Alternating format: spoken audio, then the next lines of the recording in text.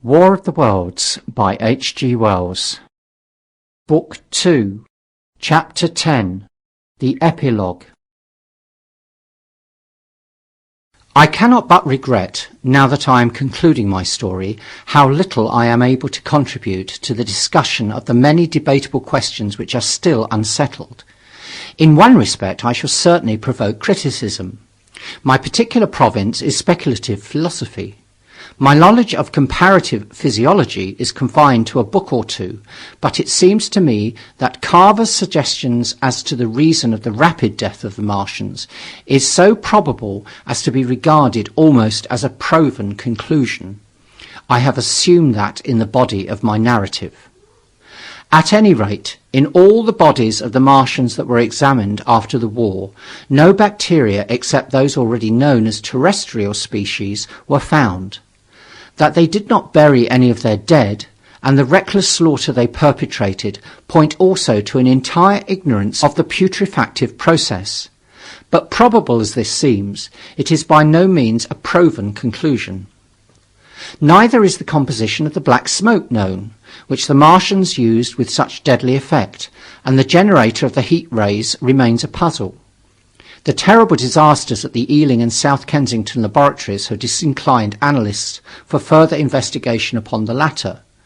Spectrum analysis of the black powder points unmistakably to the presence of an unknown element with a brilliant group of 3 lines in the green, and it is possible that it combines with argon to form a compound which acts at once with deadly effect upon some constituent of the blood. But such unproven speculations will scarcely be of interest to the general reader, to whom this story is addressed.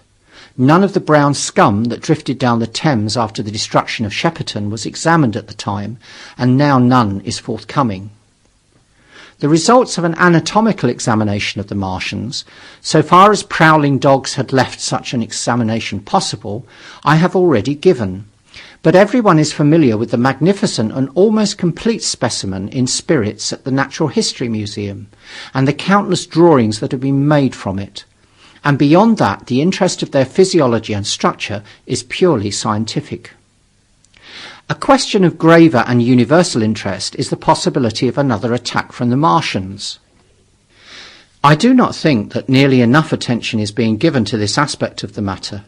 At present, the planet Mars is in conjunction, but with every return to opposition, I, for one, anticipate a renewal of their adventure.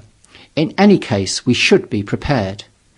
It seems to me that it should be possible to define the position of the gun from which the shots are discharged, to keep a sustained watch upon this part of the planet, and to anticipate the arrival of the next attack. In that case, the cylinder might be destroyed with dynamite or artillery before it was sufficiently cool for the Martians to emerge, or they might be butchered by means of a gun so soon as the screw opened. It seems to me that they have lost a vast advantage in the failure of their first surprise. Possibly they see it in the same light. Lessing has advanced excellent reasons for supposing that the Martians have actually succeeded in effecting a landing on the planet Venus. 7 months ago now, Venus and Mars were in alignment with the Sun. That is to say, Mars was in opposition from the point of view of an observer on Venus. Subsequently, a peculiar luminous and sinuous marking appeared on the unillumined half of the inner planet, and almost simultaneously a faint dark mark of a similar sinuous character was detected upon a photograph of the Martian disk. One needs to see the drawings of these appearances in order to appreciate fully their remarkable resemblance in character. At any rate, whether we expect another invasion or not, our views of the human future must be greatly modified by these events. We have learned now that we cannot regard this planet as being fenced in and a secure abiding place for man. We can never anticipate the unseen good or evil that may come upon us suddenly out of space. It may be that in the larger design of the universe, this invasion from Mars is not without its ultimate benefit for men. It has robbed us of that serene confidence in the future which is the most faithful source of decadence. The gifts of human science it has brought are enormous, and it has done much to promote the conception of the commonwealth of mankind. It may be that across the immensity of space the Martians have watched the fate of these pioneers of theirs and learned their lesson, and that on the planet Venus they have found a securer settlement. Be that as it may, for many years yet there will certainly be no relaxation of the eager scrutiny of that Martian disk, and those fiery darts of the sky, the shooting stars, will bring with them as they fall an unavoidable apprehension to all the sons of men. The broadening of men's views that has resulted can scarcely be exaggerated. Before the cylinder fell, there was a general persuasion that through all the deep of space no life existed beyond the petty surface of our minute sphere. Now we see further. If the Martians can reach Venus, there is no reason to suppose that the thing is impossible for men. And when the slow cooling of the sun makes this earth uninhabitable, as at last it must do, it may be that the thread of life that has begun here will have streamed out and caught our sister planet within its toils.